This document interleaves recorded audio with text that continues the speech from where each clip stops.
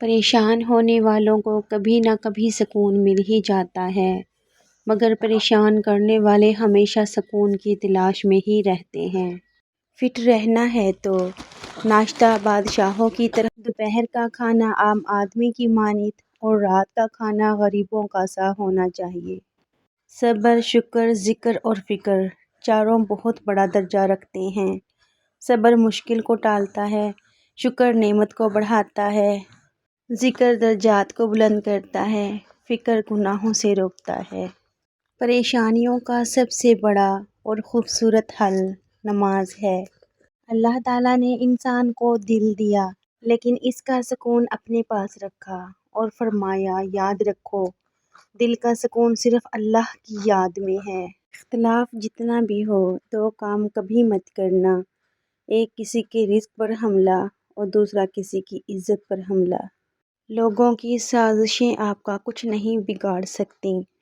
قرآن پاک کہتا ہے، تمہارا رب بہترین چال چلنے والا ہے۔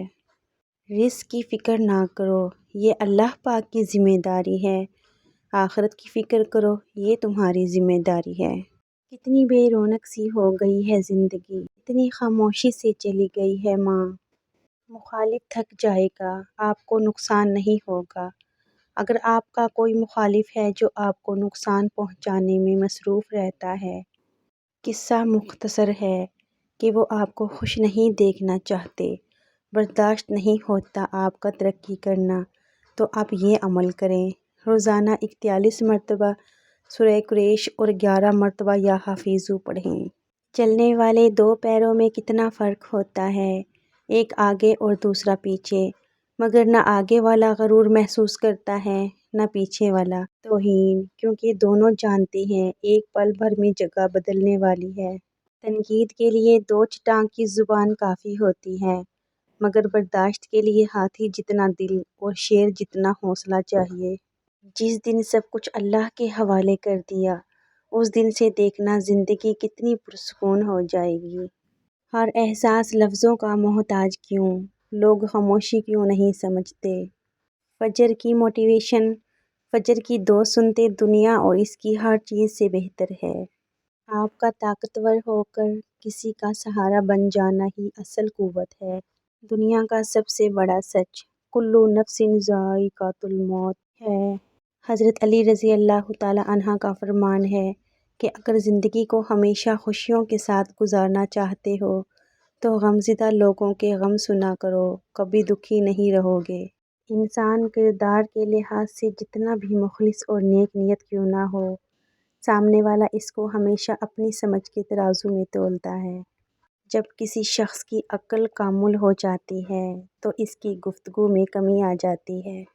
تمہیں ہر صورت میں جینا تو ہے، پھر کیا اچھا نہیں کہ تم پھولوں کی تجارت کرو اور تمہارے ارد گرد کی فضا ہمیشہ ان کی خوشبو سے مہکتی رہے۔ انسان کو انسان سے دور کرنے والی پہلی چیز زبان اور دوسری پیسہ ہے۔ ہمیشہ مخلص رہیں، آپ کی موجودگی وقتی ہو سکتی ہے، مگر کردار اور رویے دائمی اثرات چھوڑ جاتے ہیں۔ آسانیاں بانٹیں تاکہ آپ کا سفر بھی آسان ہو، زمین کے اوپر بھی اور زمین کے نیچے بھی، کیونکہ مکافات عمل اٹل ہے۔ زندگی بانٹنے والوں کو نوازتی ہے، چھیننے والے خالی ہاتھ ہی رہ جاتے ہیں۔ چھین کر اگر تجوریاں بھر بھی لی جائیں تو سکون جیسی نعمت سے محروم ہی رہتا ہے۔